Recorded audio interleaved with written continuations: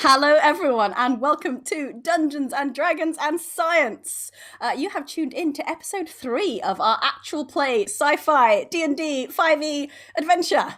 It's gonna be fantastic. We're gonna quickly introduce ourselves, tell you who we all are. I shall start. My name is Shamini. I use she, her pronouns.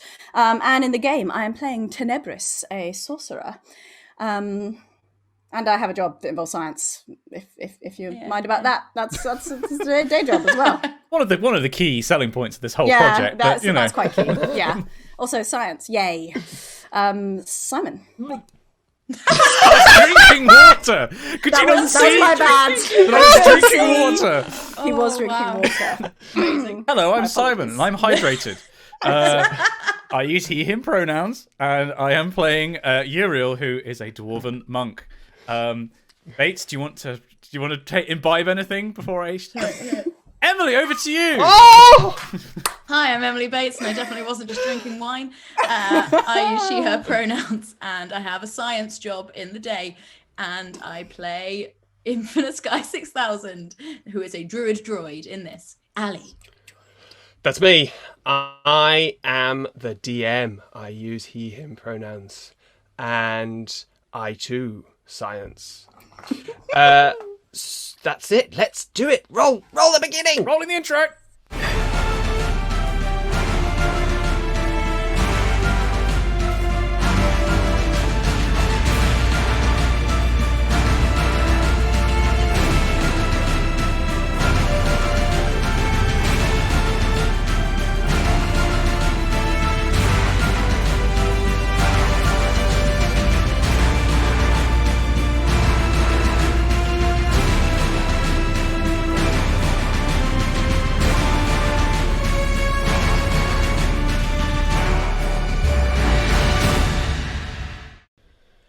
So, where were we? In a mining colony near the McKinsey Mountains on the planet Braxigantu. You three had recently arrived and, after a scuffle, had taken on a job hunting down smugglers who were stealing from the colony. After swearing to keep your mission discreet and secret, you went to a bar, you got drunk, and you asked people point blank if they were smugglers. Not all of us We got ruined drunk. it before that, to be fair to us. I think Simon ruined it when we went to the medi-mechanic, and so I think... We discussed how we weren't going to ask anyone if they were smugglers in the bar. There was a cover story involved somewhere. Yes, it was I came up with a great cover story. Fossils. Anyway, after a helping hand from the medicanic, short calm hand, you escaped a bar brawl and ended up outside in the mud, where a figure approached you. Oh yeah, Simon was on top of things. I remember now. Yeah, I rolled to investigate, not to... Yeah, okay. So this is where we find ourselves, outside Mover's bar. Simon, Uriel, you and Infinity are lying next to each other on the mud. Next to Next to each other. Tenebris, you are standing between them and the bar. And between you and the bar, this figure stands. It's a stocky silhouette. And the light spilling out from Mover's casts him in a black shadow. His arms are crossed over a long, shaggy beard, and his gut hangs out over his belt. He is built. His muscles bulge. They ripple as though trying to escape from beneath his skin. He reeks like a biting musk that attacks your nostrils, Tenebris. As you stand there, rain starts to fall. Soft, heavy droplets.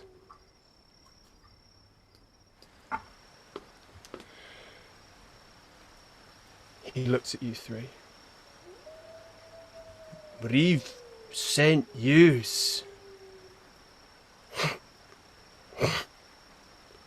snorts. I think you are misunderstanding. Hello, my name is Tenebris. I am an archaeologist. It is very nice to meet you. I am here looking for old things.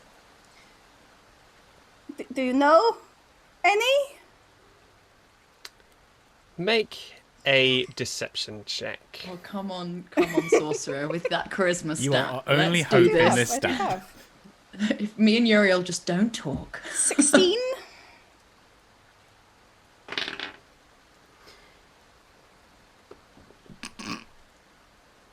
What is an what is that? Archaeologist? It is someone who looks in the ground for things that are old.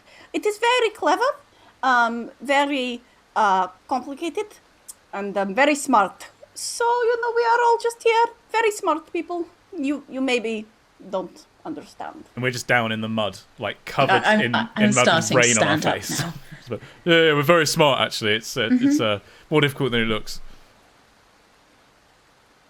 You are here for the smugglers. No. What's a smuggler? I just said we were very smart. We would know what smugglers are, Uriel. Smugglers. Yes. Yeah, I remember now. Yeah, the whole Some of us are illegal- smarter than others. We have specialisms, it's- Yes. Infinite Sky has gone completely, like, all the stars have gone. It's just clouds that look like they're like rolling clouds.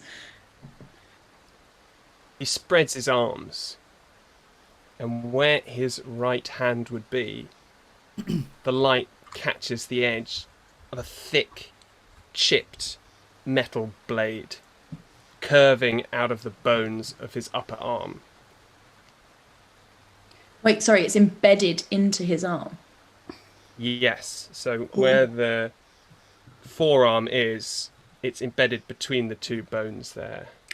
Does it look like? Well, sorry. Can I like roll to see if can I tell if it's like a elegant job or if it's a botched kind of back alley kind of addition? Roll a perception check. Can I tell whether this is distinct from the other prosthetics we've seen, which are... Simon, did you not have your dice with you? He didn't. He didn't have his go dice. get Sorry, his podcast. He's dice. just gone to get his dice. Is this plausibly for mining, or does this really look like it could not possibly have a use in mining? That was a 12, by the way, for my perception check. Mention. Uriel, it has been done with purpose. It's not the best craftsmanship, but it looks sturdy, tough. Okay. Tenebris. Tenebris. Thank you. Nothing I can think of to pronounce it. It does not rhyme. There is no rhyme. There's no You rhyme. just have to remember. Tenebris, you are looking to see if this could be used in mining. Yeah, like we've seen all these people, and they have various different prosthetics and implants and useful things. And this is like a blade, so I'm trying to think maybe it's a mining blade, or maybe they're a wood carve. I don't know. Make A a. stick. This is probably an Arcana check. It's technology. Ooh, I love it. Arcana is Arcana, we haven't done an Arcana check yet. yet. Ooh. 6. Oh no. In the darkness, it's difficult to tell. You don't remember seeing anything like this on the rest of the people here, Yeah. but then again, you're a bit drunk. Yes, it is true. You weren't really looking. Speaking of Okay. which, Infinity... Yeah. Is it Infinity or Infinite? Well, it's Infinite Sky 6000 or Infinite. Don't give him the Infinity serial for number. short. Don't give him the serial I number. No, Emily doesn't give us Infinity. You finished your zombie porter at the end of the last session. I need you to roll a d20. Oh, good. Hey, we don't even know if Infinity has the system capable of processing alcohol. Adding anything? Yeah, right. As you have finished it and now standing up outside, you start to feel unwell. Oh. And your innards start to crush together a little bit. Some of the oil inside you starts to silt up, and you take 2 poison damage. Oh no! Is this the second guys, episode of WandaVision happening right now? Is this the gum that's getting stuck within? I just got drunk and it was great. I'm not poisoned, am I? I had a great time. As you're looking at him, this figure shakes his head. Why are you here? For fossils, remember? We told you. We were the smart people here for the things in the ground. We do the digging thing. Not your kind of digging thing. It's like the other. It's a specialist kind of digging. Yes, and right now we are going to the forest to dig. So, goodbye. We must go. And I'm going to turn around and go to like. Is you're standing up? I've been on the ground the entire time. I'm gonna turn around and help Uriel up. And as you try to move away from him, he lets out this guttural roar. No! No one leaves! I need you all to roll initiative. No. Ali, before this session, you said, I really hope I'm not going to kill you all. I still hope that. About me as well. Right, okay. This is not good, guys. I've no idea either. Problem. Okay. I also only have 1 spell slot left. How many did you have to begin with? 2? 2. Okay. Right, okay. Tenebris? 10. Tenebris? Thanks, hold on. Uriel? 9. Oh wait, no, beg your pardon. Sorry, 12. I missed my modifier. And Infinity? 9. Right. So, Uriel. Oh, God. As he lets out this primal roar, he raises his hands above his head and you see his muscles tearing into the fabric that covers his arms. He lifts above his head this huge modified blade out of his hands, and he seems to suck in the elemental force of the mountains with this terrifying scream. But you are quick. You know when a fight's coming, so you get to go first. Oh, good. Do something. Yay! So, Yay. How far away are we from the fence that is like by the forest? That we were ultimately trying to get to. The gate. We were going to go to the front gate of this compound. The gate is, I would say it's about maybe 100 feet away. Okay. 100 feet. That's doable. Okay. That's 2 turns for me. Remember, you can dash as an action. Yeah, I know. That's including that. Okay. So you're a dwarf around. Yeah. How fast does this guy look? Because he said he's very stacked. He's got a lot of mass to him. Are you going to use your turn to examine his legs? Oh, no. That sounded a lot weirder than I meant it to be. So I'm like closest to him, right? I'm and then Infinity and Tenebris. No. You and Infinity are a little bit further away, standing in the mud. Tenebris is right in front of him, and then it goes him, and then the bar behind him. Okay. I'm gonna run and try and put myself between him and Tenebris, and do my unarmed strike, like the monk. So double tap. Right, so you punch. crouch down low, dig your feet into the mud, and you slalom side to side and interpose yourself between Tenebris and this beastly-looking individual. Tenebris. It's gonna take a while. And in front of him, you move to strike. Roll to hit. Right, so this is that's a 14. 14 hits. Roll damage. And so it's oh god, I don't know if I've actually hit. Oh no, I have only hit once before, I think. So I haven't had to. How much damage is it? Is it one? It'll be on your character sheet. Yeah, I'm looking at my character. Oh, 1d4 plus 3. Big one. Right, so first That's attack, great, is 4 damage. Excellent. Just checking something's recent. And then can I, for my bonus action, gotta go for the double fist. The Superman. Double-fisted punch. Pa! The first punch lands in the sternum. It's like hitting a wall of iron. He looks down at you. At which point, the second punch that he wasn't expecting comes over the top and roll to hit again. And is an 18. That definitely hits. Roll damage. Yeah, screw you in the Discord chat. People who are saying, oh, it really messed up this combat.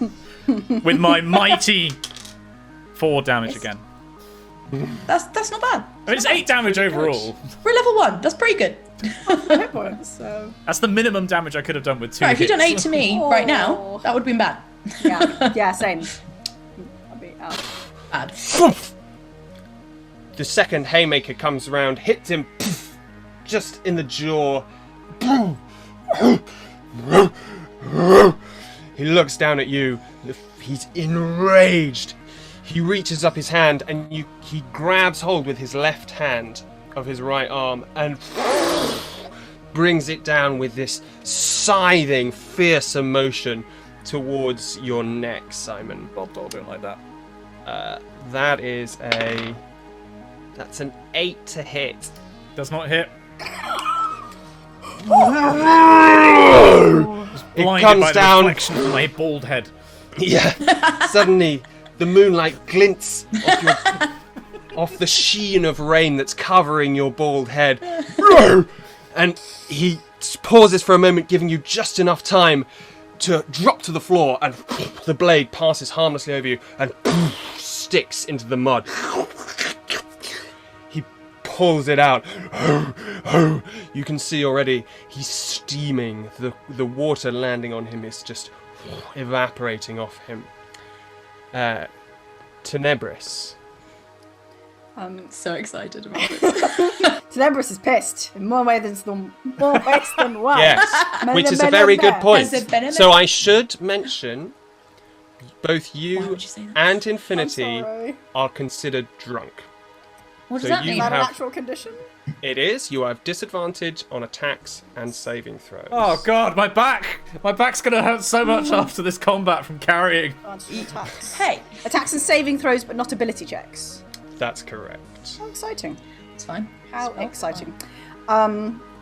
Tenebris staggers back a little as sort of Uriel leaps in front, and just looks furiously as this guy swings towards Uriel and says,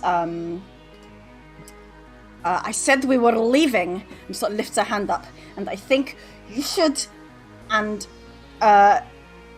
Infinity and Uriel, you don't hear anything else. She stops talking then, but this figure just hears the word "go" in their head. This is super cool. And can they make a wisdom save, please? We're gonna Wisdom science the save? shit out of this later, Shamini. Ooh, this dice is not so good. We That like good is bad dice. A 7. Okay.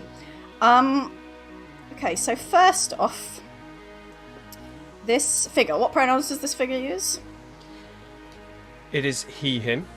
He takes 7 points of psychic damage. Wow.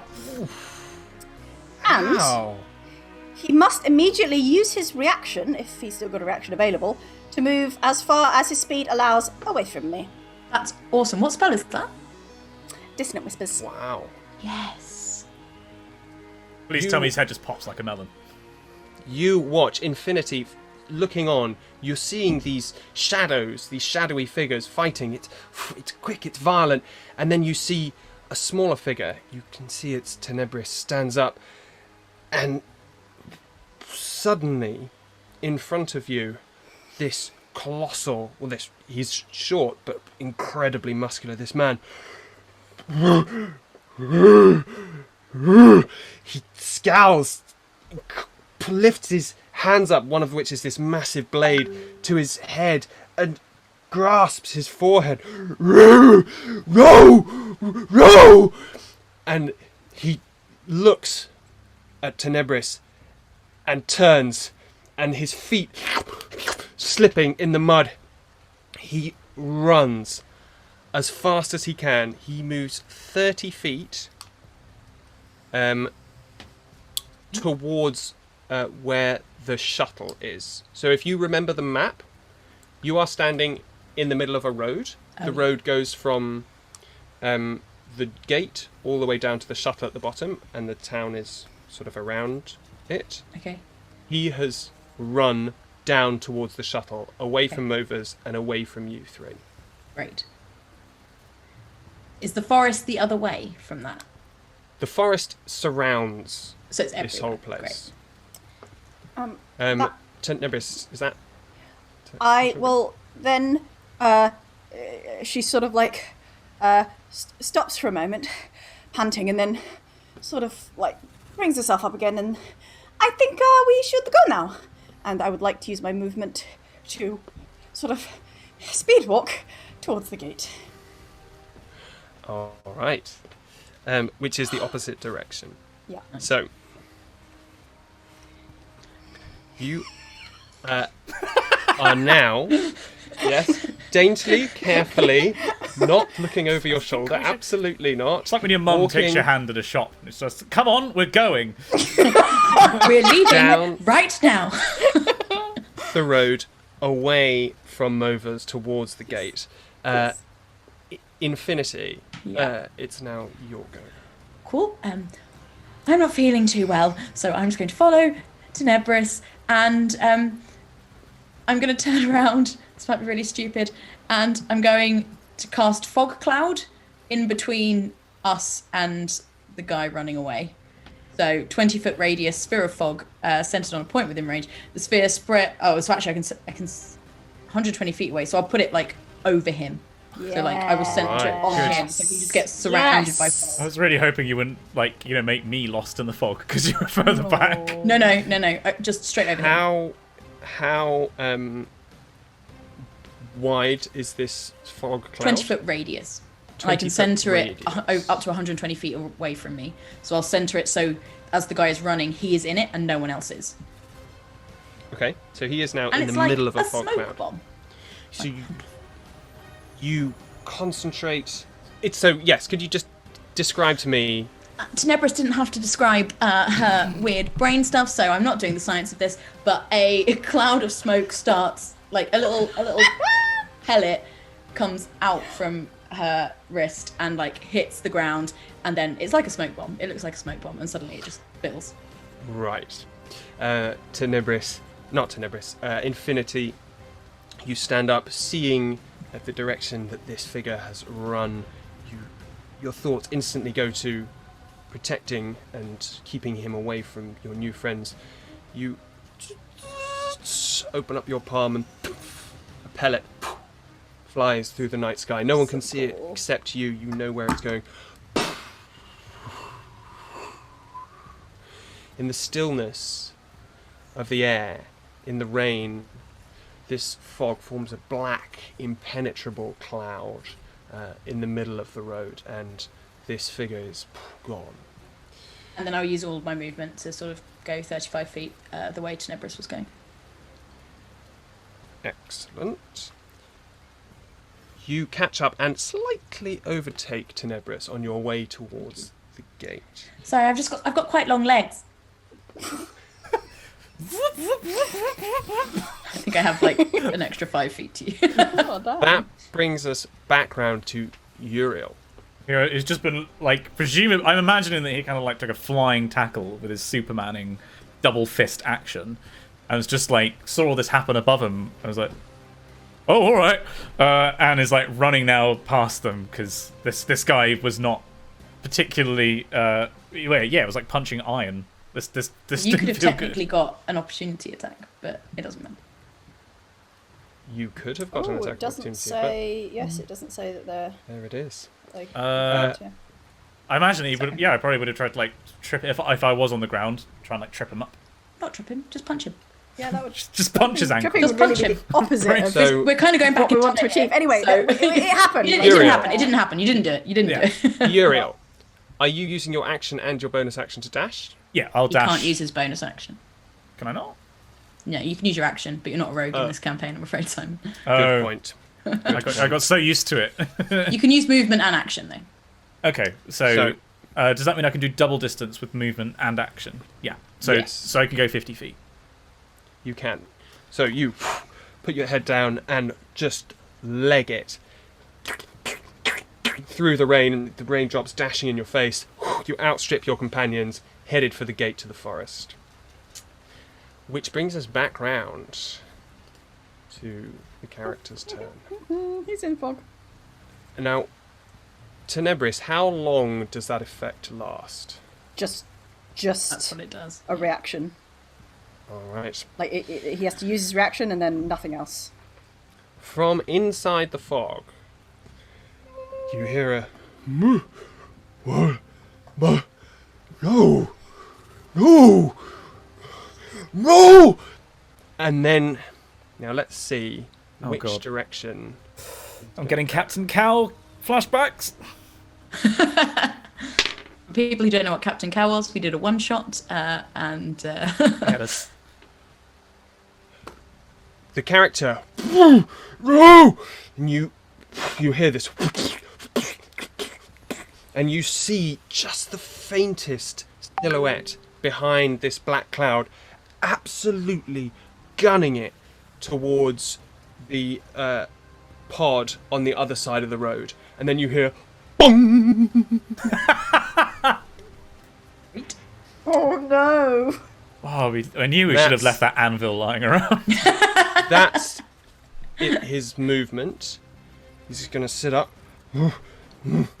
And he's now on the edge of the fog cloud. He can see a little bit, look around, and he sees your figures in the moonlight as the rain hammers down, turns, and he's going to dash the rest of his movement, which brings him back. if he was knocked prone, There you go. he has to use half of his movement to stand up. It's gonna more be- likely that the pod was He not just hits prone. it. He's Yeah, okay, fine. Just check. beefy. So, Tenebris, what would you like to do? Is everyone here? Are we all moving and fine?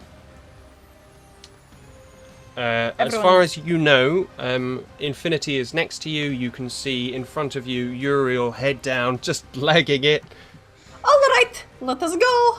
And I will, yes, use my movement and my action as a movement and move 60 feet.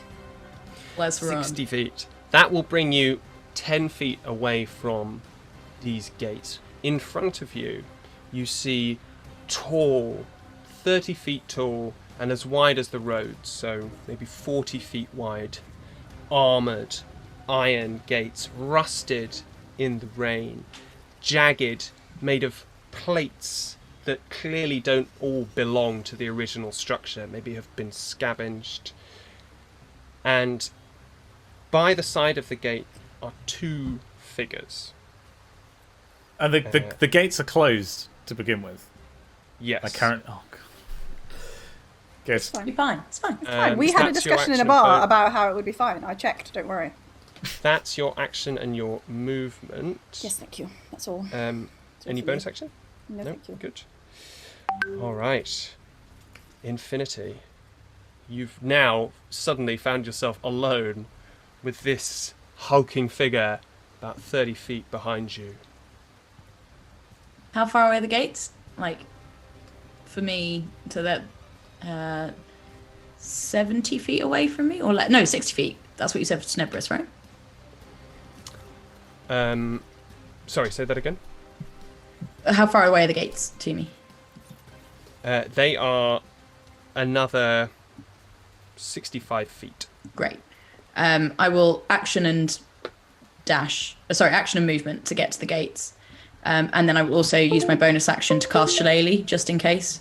I'll do that, which is where my arm goes and sort of turns into like a lump of wood and looks like it's about to hit things. You, moving deftly and swiftly over the mud, covering slightly more ground than your compatriots, you reach the gate, turn. Your arm, from inside of it, roots appear, or at least what look like roots. They're in fact metal tendrils curling and intertwining around each other, and they build out to form a knobbly club, and then around it the very faint etchings of bark in the metal, as though the striations of the bark were actually scored onto the metal itself. And then I will I'll just sort of say to the two people at the gate, someone's trying to attack us, and then just sort of turn and face back. Uriel. Yep. You've seen your two friends move past you. Behind you. The recording has stopped. Sorry, did you all hear that? Yes, I definitely I did hear that. accidentally opened something on our Zoom and stopped the recording. This meeting is being recorded. In the realms of technical problems, my mouse has stopped working. Oh, good. Still going really well. And Ali's internet looks great. I don't have a backup mouse. This is my backup mouse because the previous one also broke. I'm not quite sure how we're going to end the stream. We're staying on. It's 24-hour D&D stream, everyone. And the thing is, I can't look at Twitch chat because I can't click to open it. Oh. So, no. Mods on Discord. Charge it. Mods on Discord, if you could just confirm that... Twitch chat says it's going great. Yeah. It may have been sarcastic. No, I'm sure they did. Yeah, Twitch mods, could you just comment in Twitch chat whether or not you can remotely shut down the stream? Because at the moment, I don't think I could stop us streaming. Cool. Let's just finish this particular series of events, and then maybe it's time to take a quick break. Okay. You're at these gates, these rusted, twisted metal gates, made of seemingly scavenged pieces of metal, with these two figures standing on either side. You, Uriel, are not there yet. You've seen your friends past you. You're on the way. My mouse works again. Sorry. I just I don't know what I did, but I just very appropriately for my character, I've been able to make it work somehow. Oh, Simon. So my friends have gone past me, and we're currently by the Black Gates of Mordor from the sounds of things. And Infinity's got a club for a hand now. Yeah. Hi, someone's trying to attack us! Waving a club. Yeah. Yeah, this is not how I thought this whole encounter would go, you know. I was really trying to run away. Yeah, I mean, I guess I'm just going to be like, oh, dangerous over short distances. Look, I've got less movement than them. Yeah, so there's a guy with a metal hand. He was trying to attack us. You are 50 feet away from them and the gates. There's a guy! I mean, if I move 25 feet, surely they can hear me from 25 feet away. You could move 50 so feet. you're taking your action to move 25 feet closer to the gate. Yeah. And then I'll be like, what gives? There's a guy with a hook hand.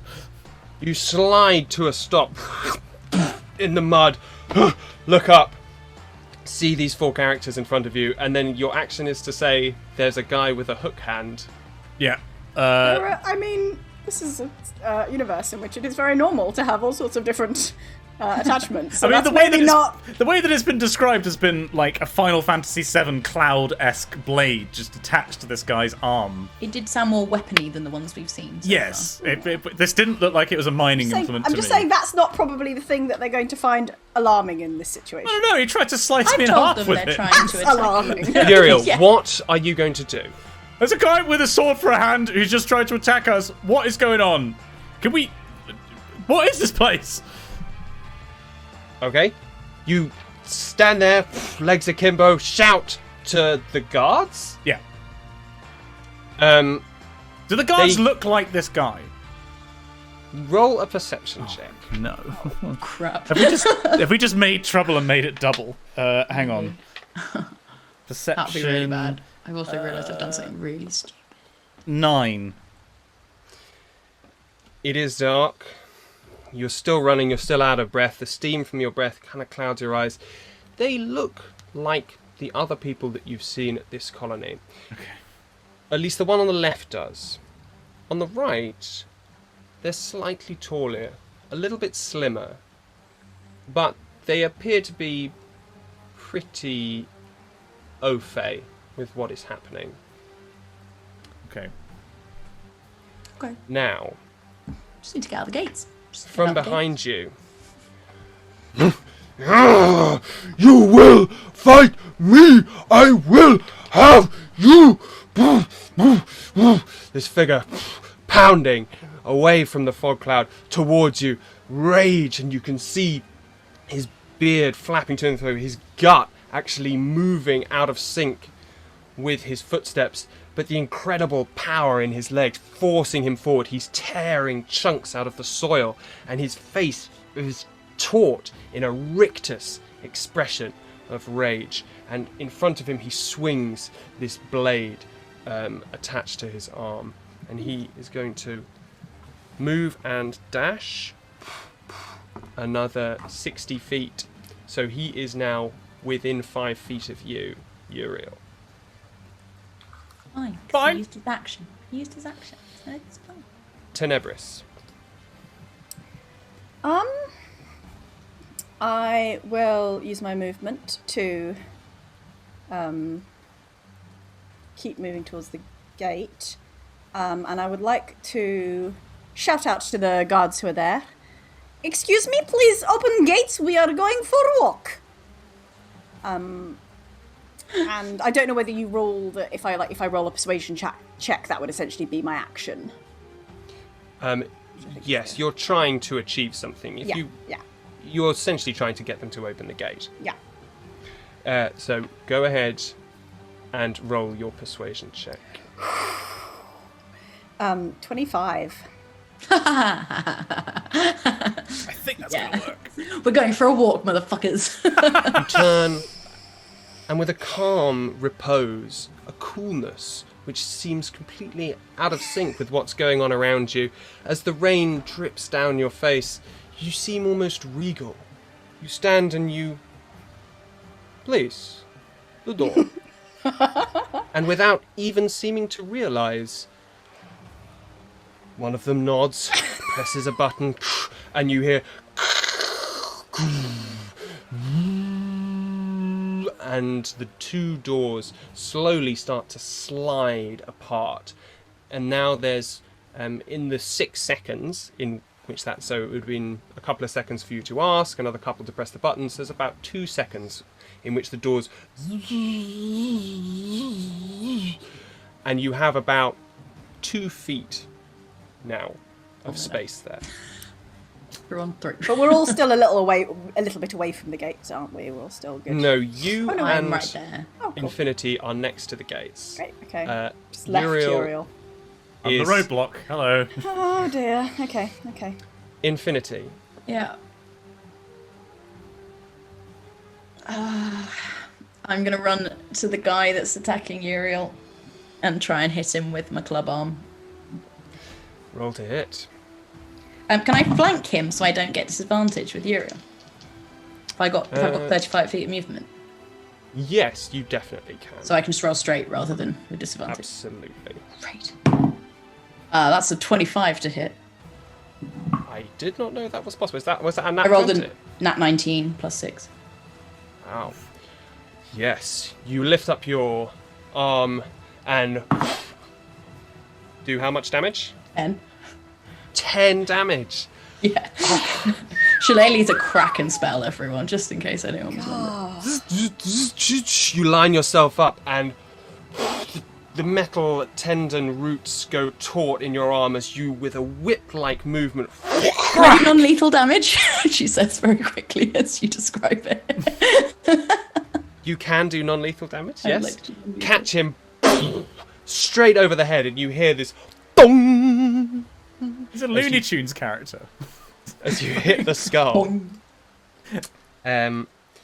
He is looking bad. He visibly sags under the weight of that strike. So did I.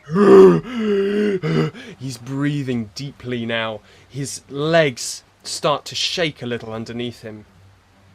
I don't like you, and I think you should leave. That's what they say. Bonus action? Just saying it.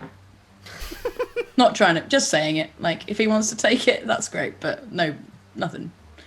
He looks up at you,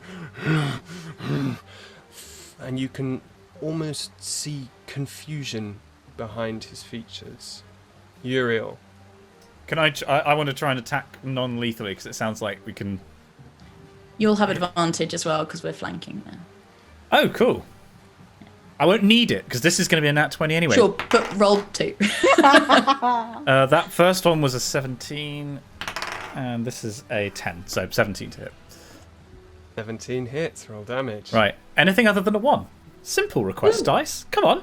Anything other than a 1. You can do it. 1 in 4 chance. Yeah! 7 damage. Yay! Oh, nice. Is that the best Now- you can do? Yeah. On 1 attack. Tell me, how would you actually do that? How could that actually be done?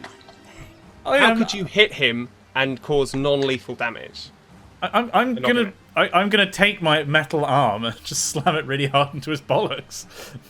Like, it's not gonna You kill think him, but that it's would gonna knock hurt him out? It's gonna Take him down. incapacitate him. So the point being that you're going to knock him out, right?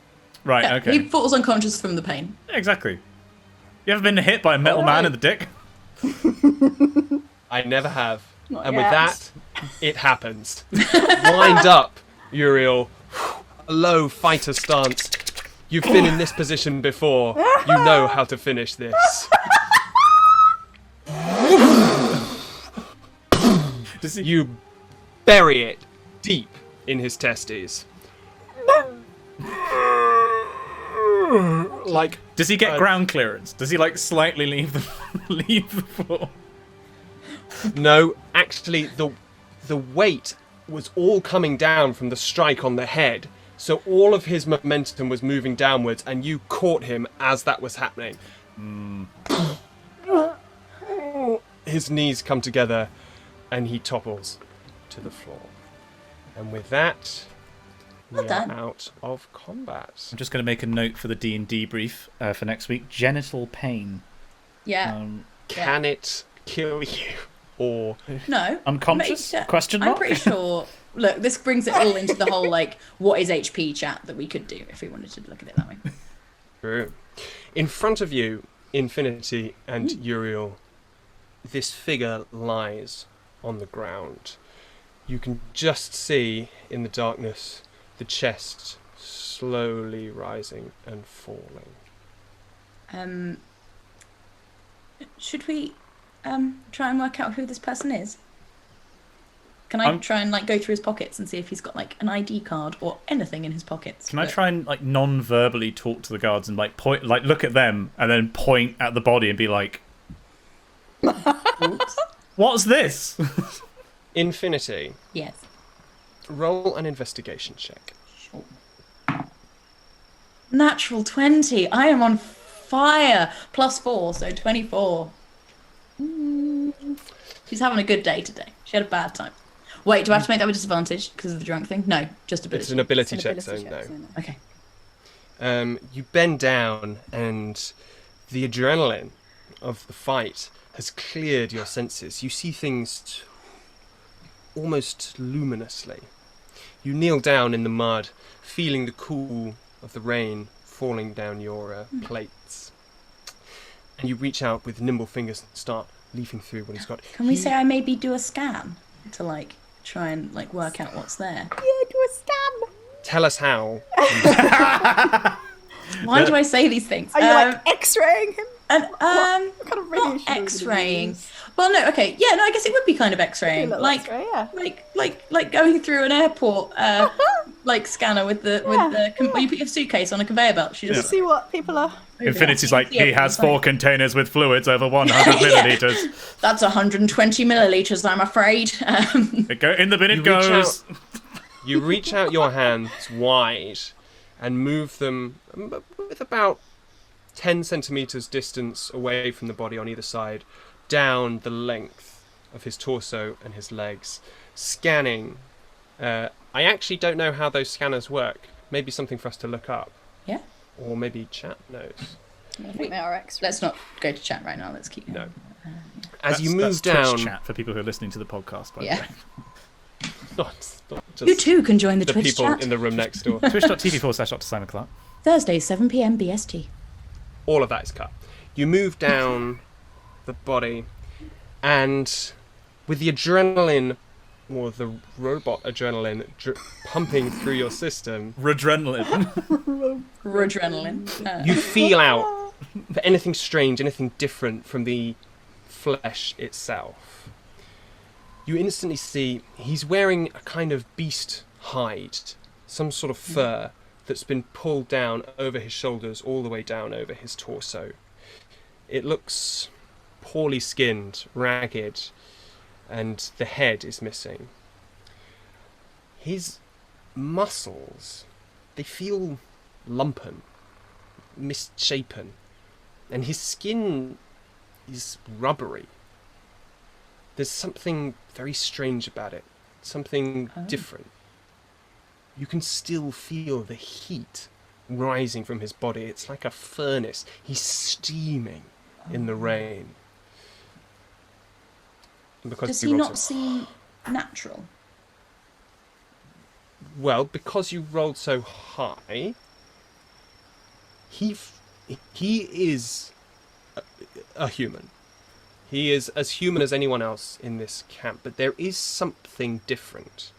You can't quite work out what it is, but with that roll, you reach down further. You feel inside with your scanning, looking for anything potentially unnatural. And you start to sense tiny shards. Little splinters of metal in the skin, in the muscles. We really shouldn't have drunk that drink. Oh! Oh no. He's a zombie! A zombie They are- porter. Metallic, and you pull away part of the skin to reveal one and bring your eyes closer to it. It's matte. Enhance. It's matte, mossy green, very sharp, and it's warm to the touch. That's what his body is like.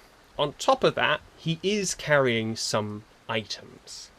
So the first thing when you start looking at the weapon he has is you see that it's actually not especially strange. That it almost has a kind of it has a universal joining mechanism to the arm, as though it could be popped off and removed. We will be doing that. On his belt, a thick leather belt, which has had new holes added to make it larger. There's a thin, flat slate. It's almost like a flat piece of stone. As you move down, in his pockets you find a couple of ID cards. And then in his boot, you see just the tip of a piece of paper. And I am going to send you Is it secret? what that paper. I haven't read it to you yet, have I? Oh, I love it! It's Infinite Sky. She'll read it out, but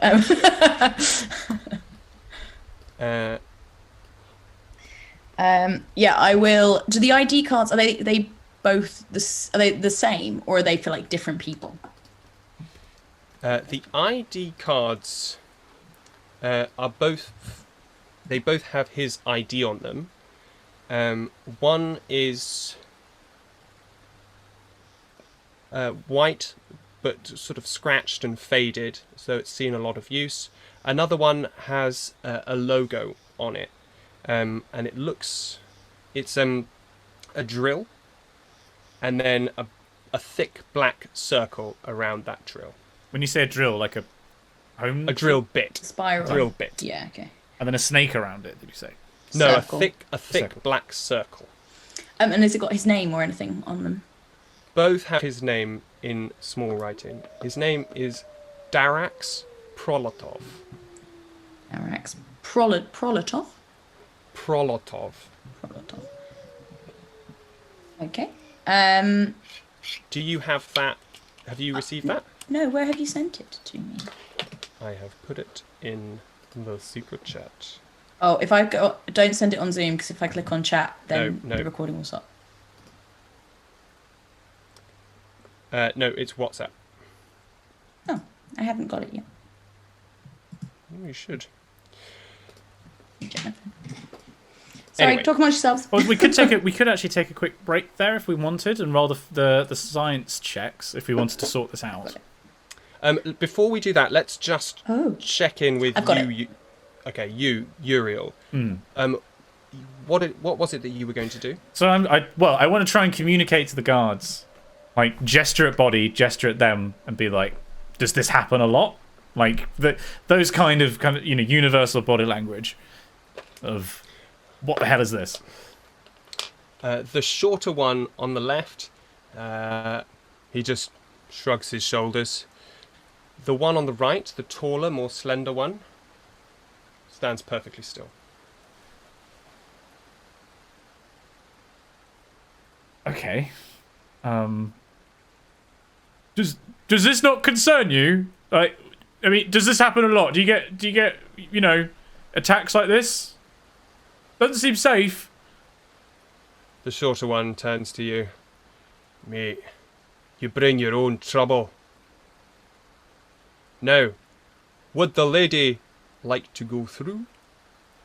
I will, having been watching Uriel and Infinity, sort of very stillly say in their direction, I no longer need to go to forest. Oh my god. Are you RPing as a cat? Are you seriously I've changed RPing my as mind, a cat? and I don't want to anymore. The shorter figure looks at you, furrows his brows for a moment, and then nods. Of course, I'm sorry, my lady. My mistake. And flicks a switch, click, and the doors start to slowly close. I would like to remove the man's arm. If I can. The metal bit, not like chop off his other one. You reach in, chink, chink. It's a simple locking mechanism. You pull it out. You now have a battle axe. Oh, Muriel, would you like this? Yeah, because you can't really do a lot with that, can I just you? don't think he should have it Good. anymore in case he wakes up. It's a battle axe, but is it a battle? Right. I think that's Ali saying what the stats of it are. No, but I'm imagining, is this like his hand grabbing hold of the blade and I hold the hand? Or is it... No, the blade is embedded into the space between the bones, and there are clips, sort of metallic grabbers, which attach to the bones to stabilize it in place. Right. Okay. What are the stats of a battle axe? I don't know off the top of my head. Look them up. It's 1d8 I'm just trying to work out plus your strength modifier. if it's actually better to remain unarmed so that you get You should. two We can talk about attacks. this in the break, Simon. Yeah, I'll talk we'll you do- through we'll monk do the stuff. stats, yeah. Okay. Also, he has this. It looks like a map. And I will just show them the piece of paper. Infinity's not secretive. I'll send it to the chat. One sec. I don't know how I'm going to show this on stream. can describe Uriel it. and Tenebris, the two of you see a piece of paper that has been stained and poorly used, but also kept quite safe, as though someone prized it and found it important. On it has been drawn an octagon. In the centre of that octagon is a black circle, and what looks like a road leads through a gate in the octagon to the black circle. Around, on three sides of the octagon, are three letters: A, B, and C. Are they like sequential next to each other, or are they separated? They are slightly separated around this octagon. I'll take the ID cards as well. And you said there was like a thin, flat slate on his Yes. belt. We'll just take the belt too. All right. We'll take it all. Maybe we should go into the woods. These poor guards. Just because I don't really want to go back. And this man may wake up soon. But it is the night. But did you want to go? You I wanted would to still go like to the see trees. forest. I could actually do with I need to sort of power up a bit, and I think I can probably try and download some upgrades. But outside fence might not be safe for resting. I don't know if inside the fence is safe for resting. Well, right. Do we have anywhere we can go and rest? No, we did not get bed. No one give us I bed. don't really want to go back to that bar. I will turn to one of the guards and say, "It is possible to get bed here?" Do you have a home? No. Not here on this planet. No. No pod, no bed. Then the slender figure looks over their shoulder at you. There's the Roach Motel. That sounds lovely. Doesn't at all sound like we're going to get murdered. And we pay for bed? The two guards glance at each other. The shorter one. Sure. You could pay me. Oh, do we have to pay? I don't have any money. Does the big guy, did he have any money? I don't know what any of these things are, and I'll show them the thin bit of slate and the ID cards. Are any of them credit chips? No.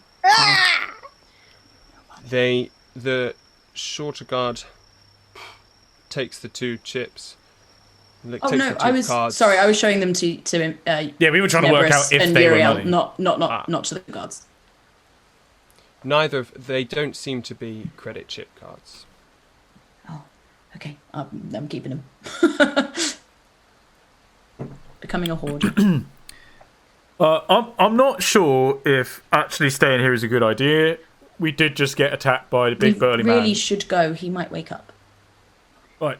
Tenebris, do you want to go to the trees or not? You seem to be flip-flopping on this one. Well, I don't need to go to forest. I just don't know where is best place to sleep, because in the forest might be monsters. The forest is natural. It should be fine. Well, you would say that. But Yes. sometimes the creatures, they like to eat us for natural sustenance. Oh yes, that's the circle of life, though. So that would be Yes. natural selection, really. Well, I would like to naturally select to not get eaten. Okay, yes, I can go along with that. So I'm just thinking, stay here, no money, go out there, difficult to sleep. But no need for money. If we stay here, we're probably going to need money. But Yes. Why don't we go to this motel and just see what we can Let do? us ask them. Maybe we can pay later. Yes. All right. Oh, also, I think this man had the filings from the drink that we drank earlier in him. Because he is drunk? No, look. And I'll pull back the bear skin again and show the filing. Oh. See? Should that be there? I don't think so. Make a perception check, both Uriel and Tenebris. That's a 3. Oh, jeez, it's 11. You see nothing, just this lumpen, rubbery skin. This is meat? No, I don't. No, this isn't right. This isn't natural. Can you see? Look, there's this tiny green little slither of filing. I don't know what inside of people look like. Oh, Usually, well, it doesn't. like It shouldn't. this. It looks all I fleshy don't believe it and should weak. look like this, but maybe I mean, I've only got images in my database. I don't have. This is the first time I've actually seen inside someone. So, apart from that person earlier in the Medi Mechanic, I saw inside that. That was very exciting. Let us go to Motel and see Okay. and say hello. Okay. All right, yeah. Let's just keep an eye out for any more of these people. Thank you very much for very helpful guarding. Uriel, that was very good when you hit him Oh. at the end there. Well, that was. Yeah, I mean, you did all the work, really. I'm just a servant. It seems like you really. found like a weak point. Well, that's the thing with organics. They've got really, really kind of critical points in their anatomy. As you talk amongst yourselves, the shorter guard gives a sort of stiff bow to you, Tenebris, and points into the encampment, pointing across past what looks like a large, square, dark, blocky structure, and past that. As you talk amongst yourselves and wander through the rain and the mud, with the sounds of revelry still echoing through the night and the cold, cold water around your ankles, let's take a break. Oh, he's good. Right. So what we'll do is, for people who are going to be watching on Twitch and watching on YouTube, you're going to see the first of 2 science checks. First up, I think, is Ali this week. It's Ali and Shamini who have done the science checks. But I haven't watched them yet. I'm excited. but we'll run those. We'll have like a 5-minute break, I guess, just to get set for the second half, and then we'll be right back. Okay, so here's some science coming your way. Thank you for watching, and we'll be back in about 5 minutes. In our D&D sci-fi adventure, one of our characters is a cyborg monk who ended up drooling over another character in an exosuit, a kind of external mechanical skeleton. Now, those actually exist in real life, which got me thinking, how do they work? Well, you can think of an exosuit as kind of a frame, like scaffolding that you put over your body, which transfers the weight of whatever you put on it to the ground. The difficult bit is getting the frame to move in harmony with the rest of you. To do that, the exosuit has to sense which way your body's going to move and then move with you. You can do that by sensing the electrical waves travelling through the muscles underneath your skin. But unfortunately, no one has yet created an exosuit responsive or agile enough to navigate the real world, and especially not the world of Braxigantu, a dangerous and bountiful place. But that's it from me. I've been Ali, Dungeon Master for the art.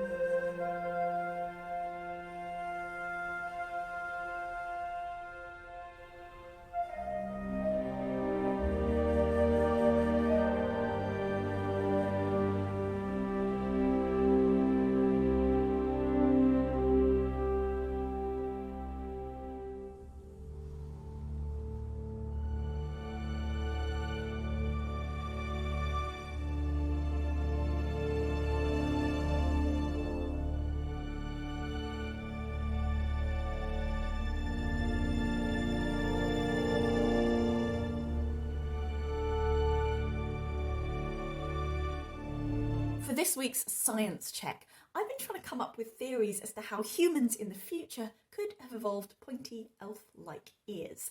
And it made me think of a Russian experiment on the domestication of silver foxes. They took these wild foxes and bred them over many generations, selecting each time the friendliest and tamest foxes to breed from. Over time, the puppies that were born got friendlier and friendlier, but they also started showing some unusual other features, things like multicoloured fur, curly tails, and floppy ears. Now, these features hadn't been directly selected for, but they may have been somehow genetically or hormonally linked to the tameness.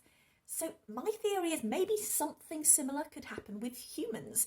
Maybe if we're genetically modifying ourselves or coming under selection pressure, the genes for pointy ears could pop up again. That's my explanation anyway for why my character has pointy elf ears. And this has been your science. Right, okay, that was both of our science checks. Sorry, Ali's got a little bit cut off because I'm a human peanut. You can check them out on our TikTok and our Instagram and our YouTube. Eventually. In full. Right, Ali, over to you.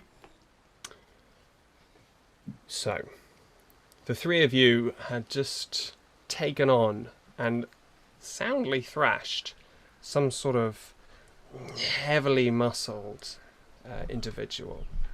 And now, after thinking about going into the woods, you've decided against it, and you're making your way across the camp towards the Roach Motel.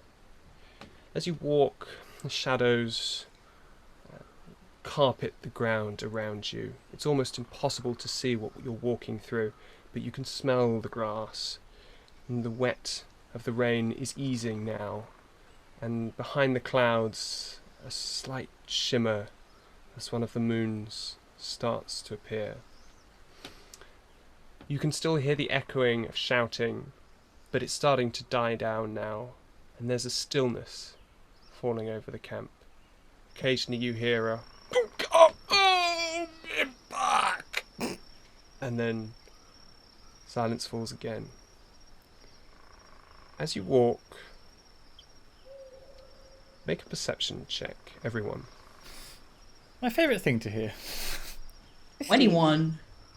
21. I'm having a great day today. 14.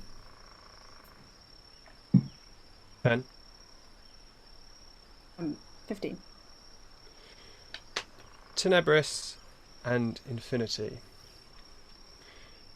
Looking around the sides of these colony pods, they're sturdy, they're not decorated, but some sort of gossamer floating substance hangs off the side of some of them. It catches the moonlight and it's silvery. Sorry, what do you mean by gossamer? Is that maybe Like cobwebby. Yeah. Yeah. Like stretched thin, like cotton wool and stuff like that. Yes, exactly yeah, like yeah, that. okay, cool. Great. Can I trail my hand through it as we pass? You know, just like... Take 20 points of poison damage. Yeah. You reach up, put your hand in it. It's viscous, sticky. It's webbing. Does it look like... Yeah, would I assume it could be plausibly cobweb? Yes, it feels like spider's web, but not like the sort of spiders that you might have encountered in Gunko. This feels tougher, more stringy and hard, powerful. As you continue to walk, you see a light slowly appear out of the darkness.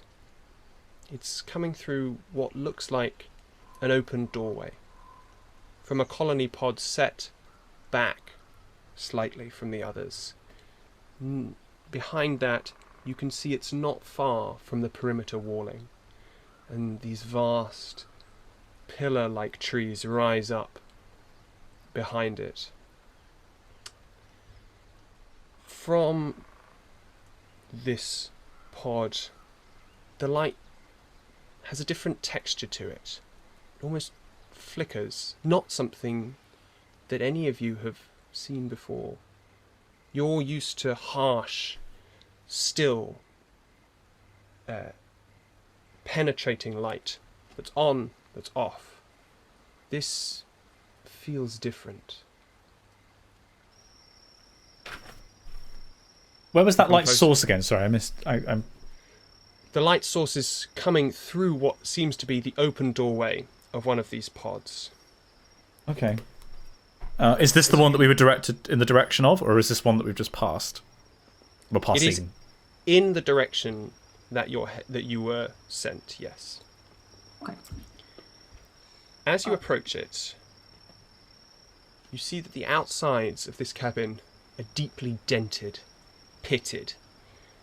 Like it's been here for longer than the others, or maybe has been ill-used.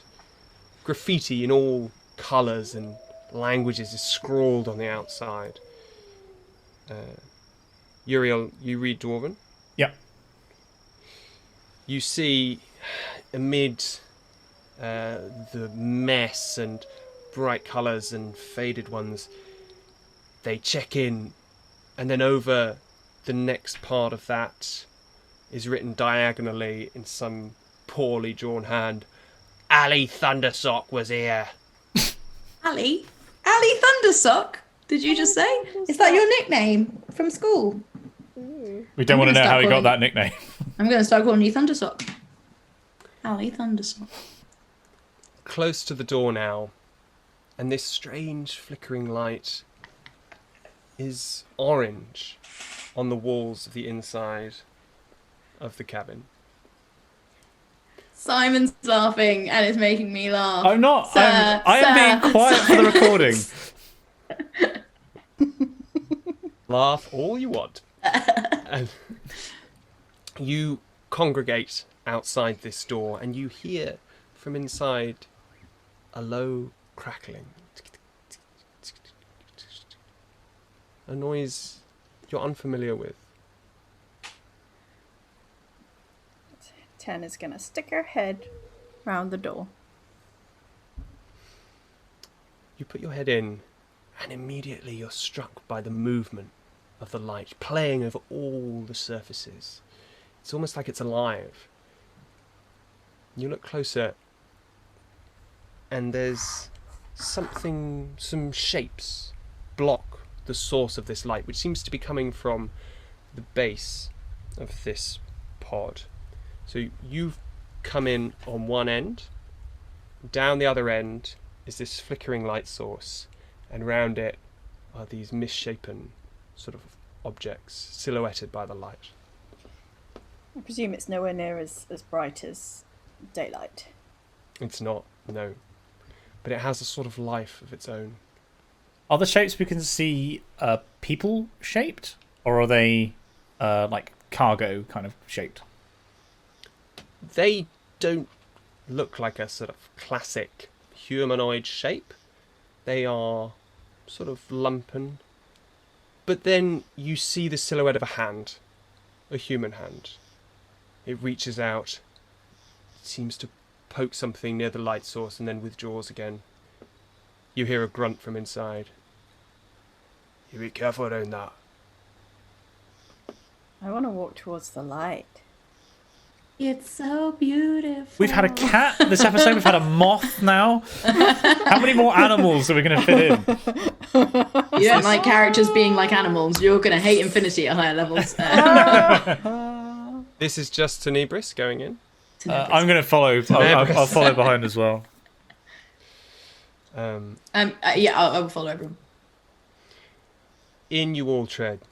Gong, gong, gong. Your feet on the bare metal of the floor.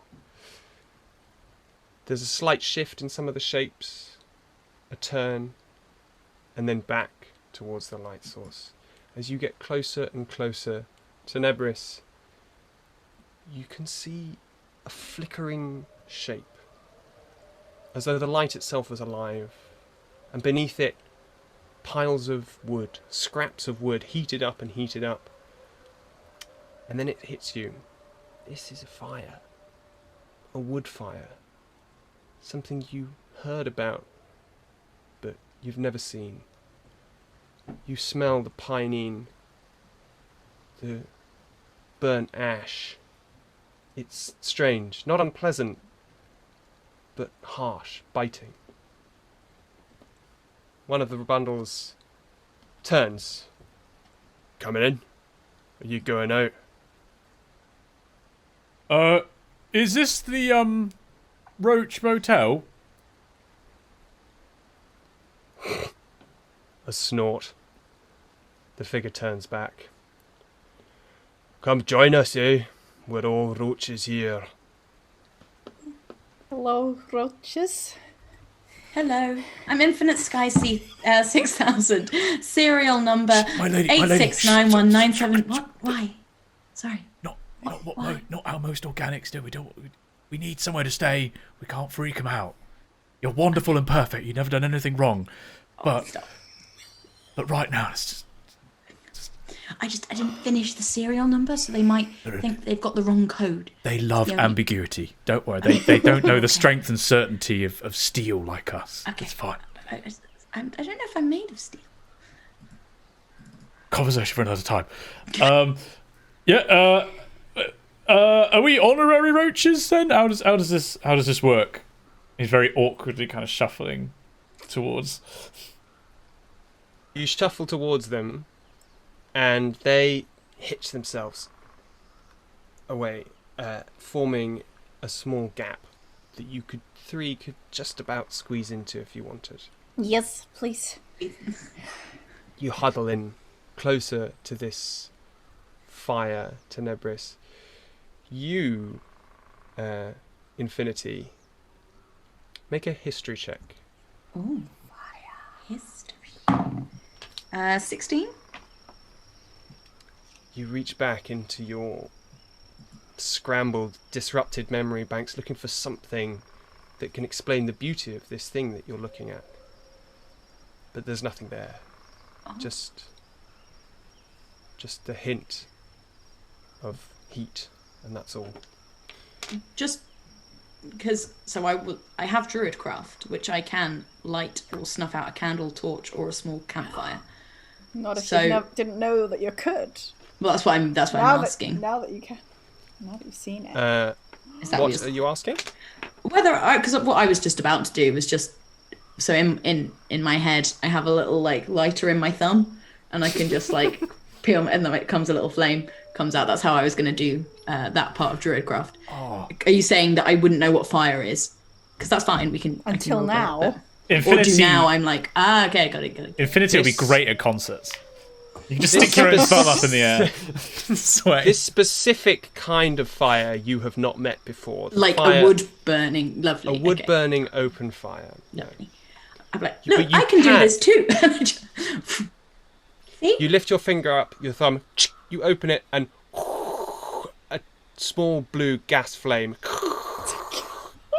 comes out of the top. Do you like it? I like it. Be careful with that. Oh, sorry. How come you're burning the wood if you run out of chem burners or something? Like,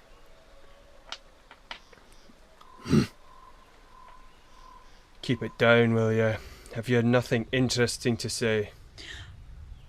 Are you all natural? One of the shapes turns to look at you. It's a woman. She's tall, but hunched. She is muscular, much like the people that you've met. And she's handsome, but older. She has almond eyes and a thin brush of stubble shading her chin. She's wearing a filthy tank top. And you can see underneath her seat where she sat down, oil is very slowly pooling around her legs. She looks at you. Come close to the fire and tell us why you're here. Well, I I just woke up here today. I'm not really. I don't really know how to say this. I was sent here a long time ago, I believe, to make this planet habitable. And, well, it seems like maybe I did my job well. And I should have been decommissioned and switched off, but I've turned on. And, well, that's my story. I don't really have anything more to say. I'm Infinite Sky 6000. And then I sort of look at Uriel and stop talking. Isn't she gorgeous? Oh, I don't. Did you make the forest? Infinity? Well, it's in my coding. I could have done, but I don't know. Everything's a bit scrambled at the moment, and well, like I said to you, I'm feeling things, which that's not normal. So what I would quite like to do is sort of rest for a bit and maybe try and sort everything out, and then hopefully tomorrow I won't be feeling anything anymore. Yeah, we can only hope. Right, it's bad, isn't it? It's bad that I'm feeling like happy and sad and angry. Oh no, and... happy good. Yes, it is good, but how do I keep that bit, but get rid of? I keep getting sad at things, and then I get angry at things, and I think it's better just to get rid of everything. You take with the good with the bad, or you get rid of everything. It clouds your judgment. It impedes your logic. Right. Do you turn to the other roaches? Do you mind if we stay here tonight? Would that be all right? We can't stop you. No, I heard the commotion outside. You wouldn't have happened to have anything to do with that, would you? Oh yes, that was us. Someone tried to attack us. But Uriel saved us, and Uriel was so scary that the man, he ran away from Uriel. Yeah. So if anyone comes here and you want them to run away, Uriel could protect you. He did run away. He did then come back. Well, it's a tactical withdrawal. You know, you know when to apply force and when to get out. It's like all forms of mechanics, you know. Tenebris, make a deception check. All right. But it was good. You like, oh no. 14. We're not going to like 14. 14. 14? 14? 14, no. My passive insight is 14, just as a... Oh, damn. No, wait, that means... The tall woman Oh, Jesus. snorts again and reaches out and puts a metal hand into the fire and slowly turns the logs. Are you, Do you want me to turn that off for you? I can... Don't stop it. Well, I could start it again, I believe. I'm going to... Can I, investigate visually, to be clear, visually investigate the woman who just did that? This... Look, last time we had a slight miscommunication, okay? The hands, back to the hands, back to the hands. Investigation is about prying into things, is about, opening up bits that you can find, about rooting around with your hands. If you just want to look, a visual inspection, that is perception. Okay, I just want to have a more of a deep look at her. What are you looking for? I'm trying to work out if it's possible to work out visually if she, how extensive her augmetics are, and what her progress in removing organic components is, and how she's gone about it. Progress. I love that even as Simon, you're referring to it as progress. Roll perception. Right. Winked at me. A good roll winked at me. That was an 8. Nate, you look down, you see the metal hand in the fire. You can't see anything else, it's too dark, but what you do see is that this hand is not well made. It looks as though maybe once it was of good quality, but now there are bits missing. 2 of the fingers are curled up, the small finger and the 4th finger, and they don't appear to be able to move. And she's using the thumb and 2 fingers as a claw to move things. Are you a friend of Alan? Are you Oh my god, I just realised what you're saying. Alan Key. She looks at you and looks at the string of oddly shaped metal objects around her. She slowly shakes her head. I've met those like you. Let me tell you, love is more powerful than any of your mechanical mumbo jumbo. Well, we might agree to disagree on that one, but I could take a look at that hand of yours. I might be able to fix it up a little bit. She pulls it out of the flame and it disappears into the shadow. She shuffles a little bit. Her back arches over a little bit. Now, if I'm not mistaken, that was the sound of Gronk Kellersnark being roundly dismissed by the 3 of yous. Oh no, I don't think so. I think his name was Darix Proletov. And we had nothing to do with it. I don't know. Yes. And she puts the card behind her back. For the first time, you see the glimmer of a smile on her face. Well, no, that's excellent news. Uriel, you can roll a deception check if you want. Oh, go on, in for a penny. In for a metric unit. -1. -1. What is my deception? Oh no, it's not -1. That's still good though. That's 16. Hey. Ooh. She squints at you. Well, you'd best get your story straight anyway. I'm not the one you need to convince. Sorry. Why is this? Do you have roaches here? I'd quite like to see one.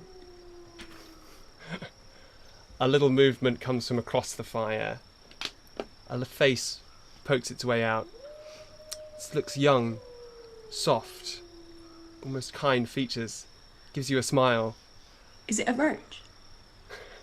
Like a cockroach? It's a young person. All right. I thought that was obvious, but Sorry. apparently not. I did too, and then I was like, wait, he's not saying anything. Maybe it's a cockroach. Their features are soft for a cockroach. Please. He clicked his mandibles together very appealingly. He looked like the kind of man that'd survive an apocalypse. You want to see roaches? That I can help you with. And It's a beckons weird you. name. Okay. As you go around the fire to look at him, he shifts his way back a little bit and reveals behind him a pulsating, quivering mass. Oh. You listen, you hear... Oh, I want to unsubscribe from this ASMR newsletter. It writhes underneath you. It's mostly black, but occasionally the light of the flames glistens off the shells of this ball. I write roaches on creatures Infinity has seen on my spreadsheet, please. Aww. Great. Good. As Brilliant. Infinity Ruins. is bending down, putting her face as close to these things as she can, she reaches out, she strokes it, slowly inserts her hand. I want As one to that's claim. happening, the woman turns to you, Uriel, and to you, Tenebris. Now, why would you have a problem with Darax? Well, I think we've already made it very clear that we didn't. But if we did, you said that you're not the person we would have to hypothetically worry about. Who would we have to worry about? Well, I'm glad that someone's going to tell you before you leave tonight, that's for sure. She crosses her arms, and the kindly expression that had taken over her features dissipates, and they're set hard, like stone. Give me one. As she consults her source material. While you're having a look, Ali, she said a name that wasn't Darak's Prolotov. Gronk Killer Snack? Keller Smart. Okay, you guys got it. Right. Killer Well, we got Smart? two- I got Keller Smart. So. Hella Yes. snark. Keller Snark. Snark. Thank you. Gronk. You see her stare deep into the fire, and unconsciously she starts rubbing her metal hand with her other. The man who he works for, that is who you need to worry about. Raunak Light Pounder. He's a thug. He's a killer. He was military once. Rumour is, discharged. He's never said what for. Wound up here with his gang. And those that follow him, they're in his thrall. Now, he's not much for brains, but there's a force to his character. Many a person's put their morals aside when gold's to be had, and a persuasive leader. What is he She goes like a... quiet. You said there's gold. Like, what does he do to get the gold? He's a smuggler. What else are you going to do around here? Solved the problem, everyone. Easy. Easy. This is great. Yeah, We're gonna be freeze frame. wrapped up by the- Yeah!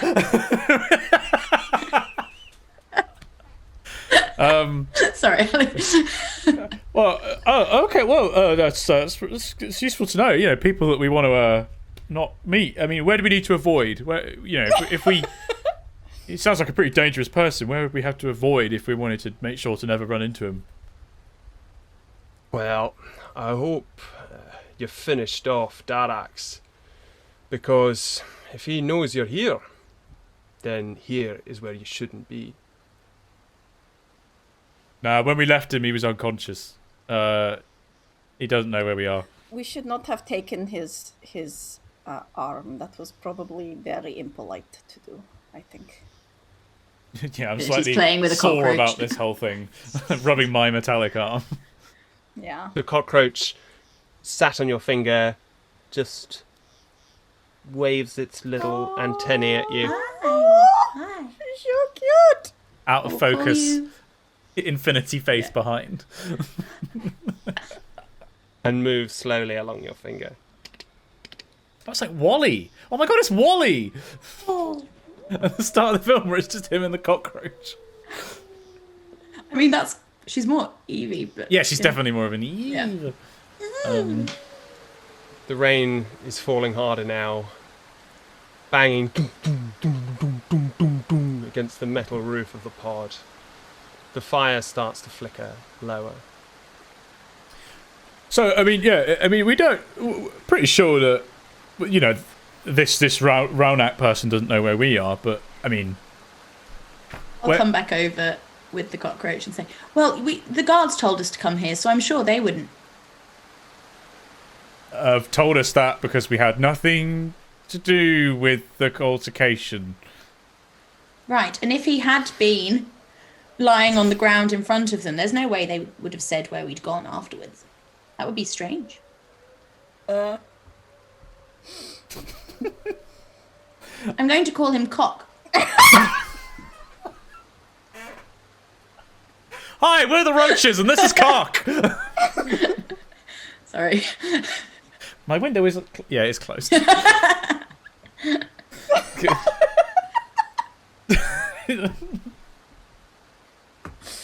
That's a a very bonk nice check. name. Bonk check right there. Hello, Cock. Nice to meet you. Uriel, say hello to Cock. I'm not really a fan of cock, if I'm honest. It's a bit too fleshy. Rude. I put him back down and let him run back to his brothers and sisters. Oh, Goodbye, Cock. Having named the cockroach Cock, you immediately over just like, well, that's definitely a man. Like, He was a man. I checked. oh, Oh, I didn't mean it when I said it like that. yeah, you were looking really closely. Infinity can just tell. Okay, let's go with that. knows her bugs. Right, okay. What were we saying before? Before the intrusion of cock into this conversation. As you are sat I just pointed around, out that the guards would probably not have told him. this flickering, flaming fire, with the faces of your fellow roaches just visible in the dying light. Infinity. You hear a bing, and the slate that you have on your person vibrates. Someone's texting him. I'll look at it. This is On making a noise. I love it. On one side is matte, nothing changed. As you turn it over, you see a shape begin to rise out of the stone. Oh. It's small. It's a letter. Oh, It just says B. We know that Then- one! Sorry, we have a map! Hyphen. Oh, right. Sorry. oh, sorry. B hyphen. Sorry, B hyphen. And then 22:30. This has a serial number 2, I think. Can we all see that, or is that just something that Infinity can see? As I'm you- holding it very up. Yes, you can all see this. As you look at it, the letters slowly sink back into the slate and disappear. That is But you very have seen cool, what and it I'm adding that to the what we need to talk about thing. Cock. Do you think? What do you think that was? That was interesting. Do you think someone's trying to send him a message? Yes, message. Important message from boss. Should we reply? It seems like a location and a time. B Hello? on the map and 22:30. It being Roaches, help me out. What time is it right now? Oh, I should know that. Do I know that? Probably not, but You do know that, yes. It's around 3:30. No diggity. And so God. 3:30 It's a.m. morning. We've spent all night faffing around in that bar. Oh my god. We've got a while. It seems like a long time that we could maybe rest in. It does. That sounds good. It's raining a lot right now. Just 1 second, and just because I'm trying to get all my uses of Druidcraft in today, I can predict what the weather will be at my location for the next 24 hours. What? With Druidcraft? Druidcraft is one of the things. You create a tiny, way. harmless sensory effect that predicts what the weather will be at your location for the next 24 hours. The effect might manifest as a golden orb, all these things. I would like her body to, like, show what the Display. sky is going to be like for the next 24 hours by, like, hopefully tapping into a satellite is what I'm going for. She's becoming a weather girl. you're trying to tap into a satellite. Yeah. Yes. Okay. You reach out through the ether, looking for the floating ships that you know ring every planet that humans inhabit. You reach out, and you find something. It's chaotic, it's scrambled and noisy because it seems to be speaking in a language far beyond what you have. You delve through it, and at last you reach the lower level code, an old language, a language from before this time, a language which you would consider druidic. And you listen, and you hear Forecast 0900 to 1200. This is exactly what I Right. wanted. 1200 to Clear 1500. sky. Clear. Clear sky. 1500 to 1800. Cloudy. 1800 to 2100. Fog. 2100 to 0000. Fog. Dogger Bank. So as she's sort of tapping in, you just see her her screens just shift through like a cycle of the weather for the next 24 hours. And she goes, "Oh, there you go. So it shouldn't rain tomorrow, so that's nice." Meteorological predictions are famously very accurate. God, technology has come a long way. Yeah.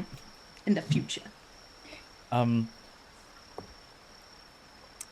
going to turn to the roaches, but why do you call yourselves roaches then? It's a bit of a, if you don't mind me saying, a bit of a strange name to use. The younger face looks out. We don't call ourselves roaches. But eventually the name sticks. After all, we never leave. Why do you not leave? No money. But that's not all. Oh. I mean, is there just not an opportunity for getting yourself some cash? Is that what the problem You is? don't have jobs here? No jobs? No. Floaters, you see? No jobs for floaters. No jobs. But I hunt. I can sell some things. They don't like you at the bar, do they? The figure shrinks a little bit into its sort of sacking. What makes a floater then? Is it because you come from off-world?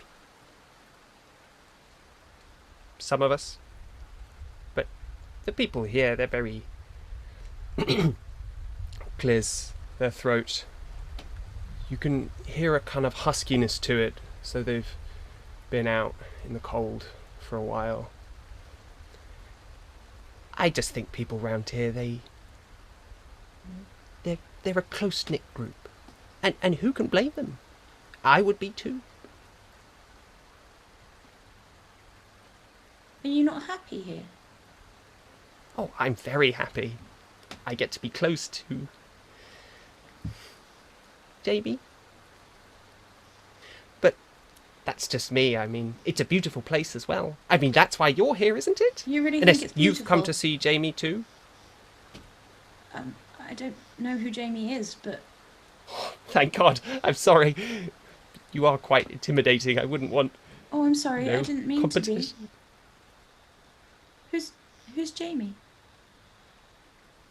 Jamie's my friend. My friend to be. Where is he? He's in the colony. He works. We met before, you know. I don't know if he remembers me, but we did meet. And when I have enough money from my hunting, and maybe I'll find something in the woods I can sell when I have enough, then we'll meet again. Where does Jamie work? In the mine, like everyone.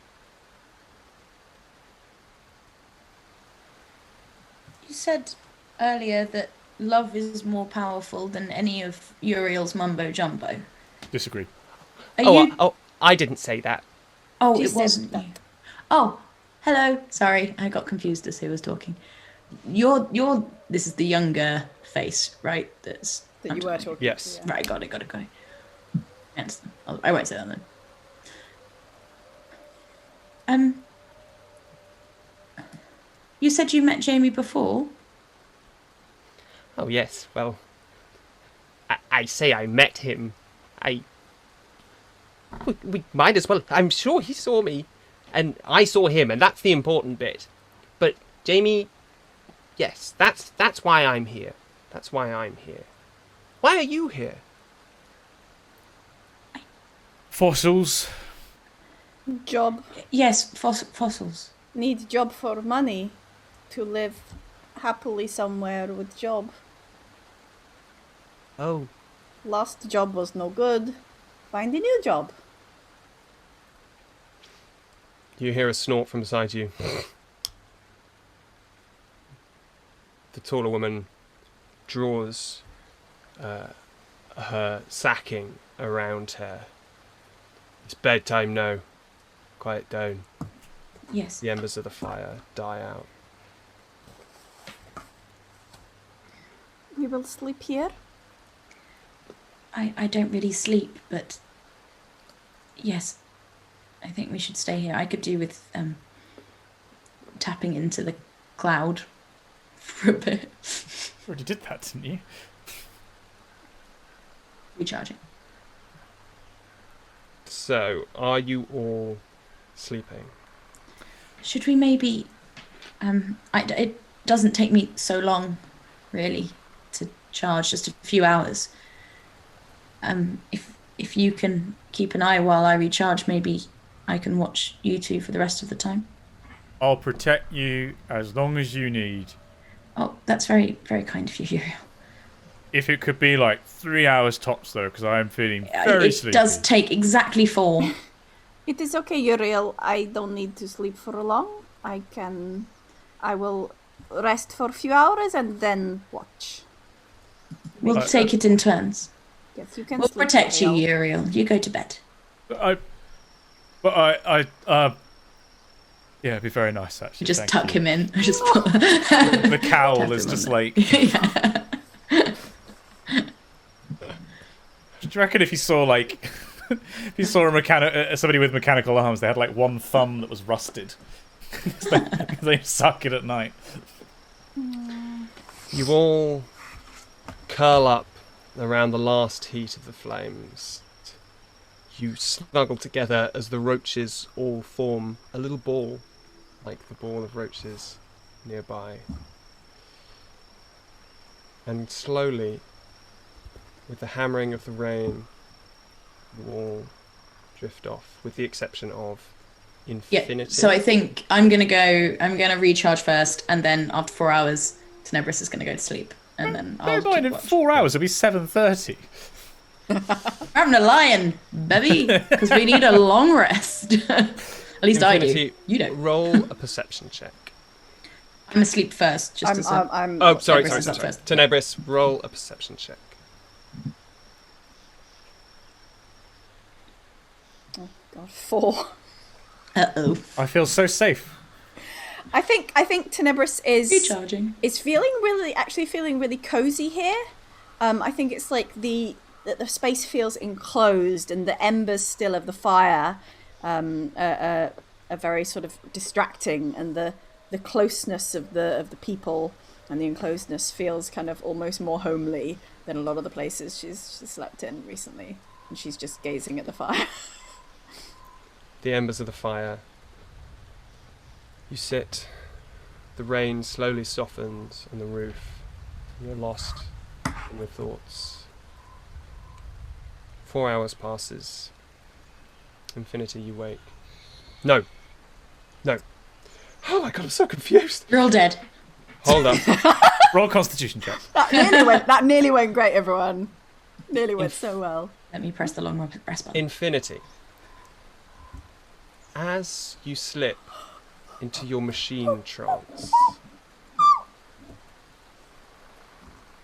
first blackness, stillness, the soft running of your base code going through its steps, defragmenting. Yeah, chat was just saying that in Twitch, just saying, would it be some sort of cleanup code like a defrag? And yes, exactly. That's exactly what it's doing. Got to empty that recycle bin. Yeah. As that happens, a soft light invades your vision. You hear the sound of water, and not rain, some sort of running water, a stream maybe, somewhere nearby. The light is still fuzzy, blurred. Reach out your hand and touch something. It's bark, but covered in lichen and moss, and it's warm to the touch. In the distance,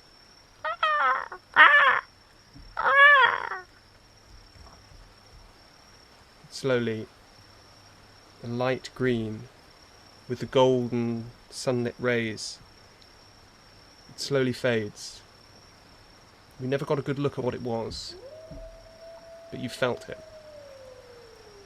And you wake.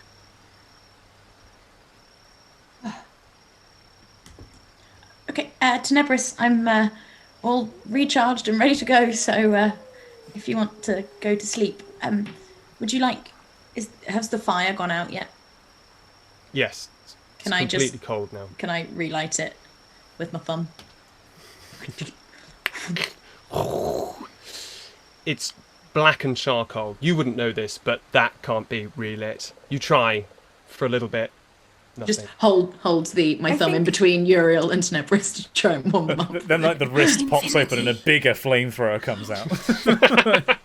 That's the future. Yes. Infinity. I think the lady wanted to turn the light out for sleep, but should have lighted this fire. Oh, okay. I'll They like pat down all the flames. All right. Good night. Good night. Tenebris is gonna like sit and like it's a sort of like semi-meditation, semi-sleeping, and as she sort of like sinks into this like meditative state, there's almost, if you're looking Infinity, like an occasional, like when you see a very faint light, but if you look directly at it, it's gone. I know where that is for science! Did someone say science chat? Would you like to do a chat of opportunity? A chat of opportunity! Jeez, Oh, does it needs to everybody get know the where air that is? Does anybody else know where that is? No, I don't. Is this to do with the density of cods anyway. versus it's got rods the versus proteins cones? in your eyes. Boom! Boom! Yes, it's so the focal point of your eye is all cones so that you can see colour, but actually the rods that surround the cones are more sensitive to light, so they can see in lower light conditions. So if you look slightly away from, say, a star that you're trying to look at, you will see it just outside of your sort of centre of vision because the rods are picking it up, and then as soon as you look at it, it goes to the cones and they're not sensitive enough and it disappears. So if you want to see stars in the sky, that's how you do it. Look away. That was excellent. Okay, back in. Thank Sorry. you, Aloe. You were Thank describing you. your sleeping. There's just around, and it's never in the same place, and you can never catch it. But maybe on the sleeve of her black jacket, on the ground next to her on the wall, just like the faintest recording sense. has stopped. I'm so sorry. That is apparently I've run out of space on my computer. That was Infinity's dream ending. Recording is Your stuff. dream That's state has Infinity's dream stopped. voice, I knew. canonically. Yeah, that's what she sounds like in her head. Simon, you're gonna have to send me the WAV file. Anyway, carrying on. Sorry. Sure. Yeah, on the floor, on the wall, just this faintest sense of a tiny spot of light. But That's so cool. I feel like Infinity will just keep like trying to see it. Be like, Well, presumably Infinity will have a different ocular system though, right? Like if it's a digital sensor. oh, that's a problem. oh, you ruined it all. But we'll see. As Don't worry about Infinity falls into her trance, Tenebris follows this almost patch of light. Other way around. It's okay. Ali is So visor incredibly effects confusing. right Why now. can't we all just sleep at the same I'm damn time? Sorry. Keeping watch. Keeping watch. I'm quite impressed with Yes. us actually. Uriel, you feel the cold tendrils of the machine minds attached to you slowly creep into your sleep. It's comforting. It's right. Machine Christ! I'm dreaming of electric sheep, baby. Oh man, what is this? Infinite Sky might be the weird So one, many but you secrets. two are keeping so many bloody So secrets. many secrets. I love it. You complete your long rest, and as the dawn doesn't break, 'cause it's like 11, you wake up Like to students. hear Like, the sound. You're woken by the sound of engines roaring, blaring, voices, and that is where we will pick up next time. I just want. Are these air horns going to work? I don't know. You probably won't be able to hear it, but can chat hear this? Yeah, good. That works. I didn't hear it, but great.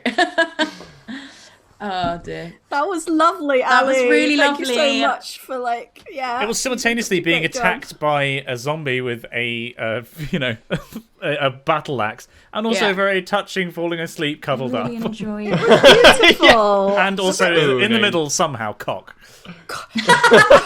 Cock was my favourite. As it should be. Cass said she might draw it, but there's my little representation. What is that? Oh, cool. Look, a little sock. Last week, or Minimalist. last session, we had ball sacks. No, we're just making our way through sexual organs. We had dig in the first episode as well, yeah. so we are really keeping up with the theme in every single episode. You cock. I think we will end it here. Thank you everyone for listening, watching. Don't forget to follow us on all socials. We are RPGeeks DnD on Instagram, Twitter, TikTok, YouTube, and then also we have the podcast. It's available on all pretty much major podcast apps. Just search RPGeeks or Dungeons and Dragons and Science. I'm not sure which is the best one to search, but we have a pod link. The And we have a pod link will Discord. take you to all of the different services. Yeah. There's so much stuff. A Discord. Go to our Simon, how do they get to the Discord? So the Discord, if you're in Twitch chat right this is now, you can just put !! Discord. Otherwise, you'll find a link to an invite to it on my socials. And there is an RP Geeks chat within that where we're going to be talking about, all of us lot have been in there talking to you guys about theories and sort of, we're hoping that people have put, I think we're going to have things like favourite moments from the streams. We'll have people trying to unpick our character backgrounds and try and work out what the story's going next. And what sexual organ will be in the story next week. And if you all post memes in there, then I'll put them on the Instagram. Yes, absolutely. Cool. So, bye! Bye then. Bye. Cheers.